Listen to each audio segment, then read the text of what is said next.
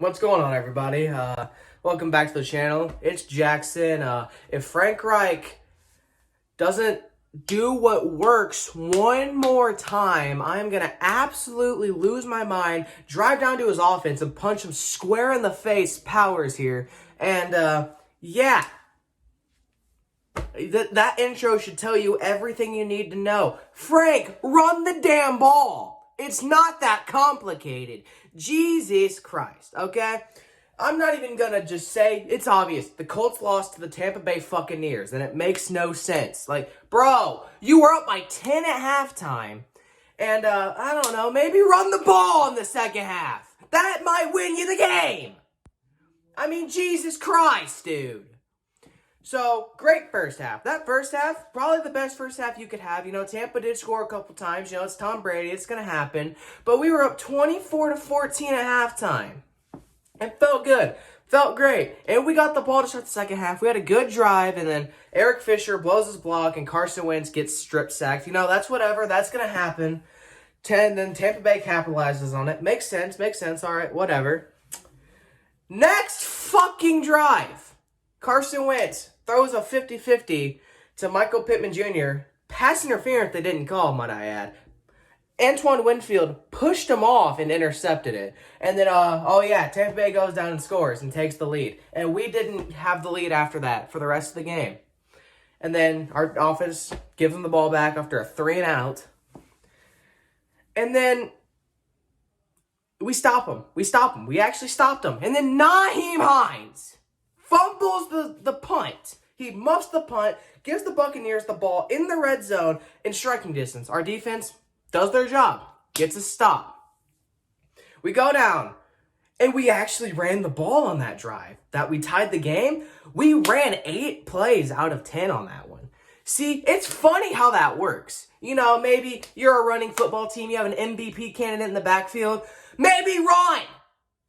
Up until that point in the fourth quarter, he had 8 carries. 8 carries. He had more yards on that drive than he had the entire game. We tied the game or whatever, and then we gave Tom Brady too much time. I knew we weren't going to win when we gave him the ball back with 3:29 and 2 timeouts. He gets into midfield, and then they just run this little cheap play to try to get him in closer range, and they score. They score a touchdown. Now, after it was about 20 yards into it, I think we just let him score, but still. And we somehow still had a chance. Isaiah Rodgers had this incredible kick return that almost went for a touchdown. And then we did whatever. Carson Wentz throws an interception, which I don't really think that's not too bad because, you know, he was just throwing up trying to make a play happen to win the game, or to tie the game, excuse me. And he got intercepted. So that was whatever. And we lose. Why can't we just have back-to-back impressive wins ever? Like, every time. Last week, we had our statement game. We blew out Buffalo, put the league on notice, and then this week, shit the bed in the second half and blow a 10-point lead. Happens all the time. Like, why? It happened last year. We beat the Packers on America's Game of the Week on Fox. We beat them on a last-second overtime walk-off field goal.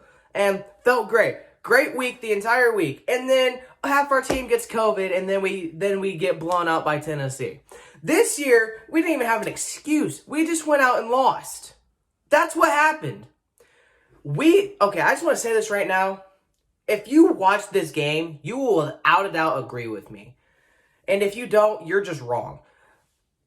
We lost this game. Tampa Bay did not win this game. We lost this game. We beat ourselves. You can't turn the ball over 4 times against Tampa Bay and expect to win. Because you got Tom Brady on the other side, and he's going to capitalize. They had 24 points off of turnovers, if I'm not mistaken. If we take care of the ball, we win the game. If we run the ball in the third quarter, we win the game. Frank, just run the damn ball. You literally sell hats that say that. Quentin Nelson has a picture of him where he's wearing a hat that says, run the damn ball. So maybe you should run the damn ball. You know, that's just a little suggestion. Given the fact that it's one of your marketing campaigns, you would think you would run the damn ball. Carson Wentz is good. He's a great quarterback. But there is no reason he should be throwing it 40 times a game when you have an MVP candidate in the backfield. Yes, Tampa Bay, they shut him down for like the good first quarter, and then you got the passing game going. But that's when you go to the run. When you are able to pass successfully, you run the game. You just run the ball. You run the ball. You control the game. And if we do that, we win.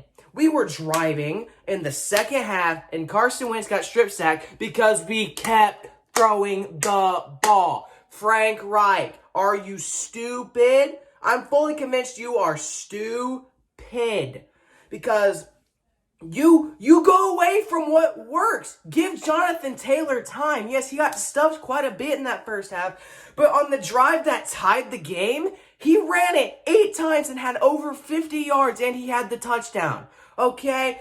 Don't go away from what works. It's that simple. Jonathan Taylor is a top 5 player when it comes to explosiveness in the league. Chris Ballard said it on Hard Knocks on the first episode. Jonathan Taylor, when he has the ball, there's a chance that it's a touchdown.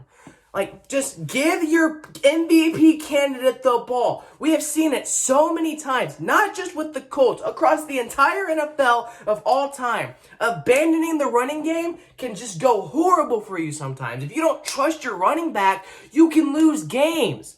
Carson Wentz is not that. He's not like an Aaron Rodgers or a Tom Brady or a Patrick Mahomes you can just rely on. Sorry, he's not that player. He's more like Ryan Tannehill in a way. He needs his weapons to do well, to have success. Yes, I just compared Carson Wentz to Ryan Tannehill. They are probably on the same level. I will give you guys that. But that's just, you need to run the ball. It's not that hard, dude. Like, Jim Irsay, if you see this, which you probably won't, but if you do, hire me. I'll call the plays. I know what I'm doing, okay? I'm smarter than Frank Reich when it comes to calling plays. Either fire Frank Reich or make him give the play calling, the play calling duties to someone else because he just doesn't have it. And the defense played okay, but there's a lot of times. Why, Eberflus, are you running zone? Why are you running zone and leaving Rob Gronkowski wide open? That literally makes no sense. You don't leave Tom Brady's favorite target wide open. You just don't do that. It's not that hard. And also, Rocky Ya-Sin is the worst cornerback I have ever seen in my life. He has to pass interfere to cover people. Like, why are you having Rocky Ya-Sin guard Mike Evans? Make him guard, yeah, that makes sense. Make him guard one of the best receivers in the league. Chris Ballard. I normally trust what you do, but go back to 2019. Why did you draft him? He is not good. I think I could go out there and play cornerback better than Rocky Ya-Sin does, and I'm a fat, out-of-shape piece of shit who doesn't know anything about football when it comes to the athletic side of it. Okay? Just, why would you do that? There was so many people there, and you drafted Rocky Ya-Sin. He has not done one good thing. Not one. Was he drafted in 2019 or 2020? It was 2019. Yeah, you're right. It was 2019. I'm smart. But why? I just don't understand. I really just don't understand why. That's not important. I don't know why I got so off topic, but just run the damn ball. It's that simple. Just run the damn ball. And that's all I'm going to say. I'm going to end off with that. And I normally would say that Colts versus refs, which kind of happened, but I'm not going to make that excuse because I don't want to deal with people being like, hey, you're playing with the refs. I mean, the refs did have a part of it, but that wasn't the main reason. The main reason we lost was the turnovers. We need to take better care of the ball, and that's just true. Actually, we had 5 total turnovers, now that I think about it. Because Carson Wentz had that interception at the end, which wasn't really meaningful. But we had 5 turnovers. You can't beat Brady turning the ball over 5 times. That's all I got to say. If we limit the turnovers, we win the game. That's all I got to say. I do got to say this, though. Next week, we play the Texans. I don't know. I think the recap for that one might be a little late because I do have to do something on that Sunday. So there's a good chance the recap doesn't come out until very late. So just keep that in mind if you made it this far into this video. Thank you guys so much for watching this video. If you liked it, don't forget to like, comment, and subscribe, and turn on the bell notification, and follow everything in the description box below.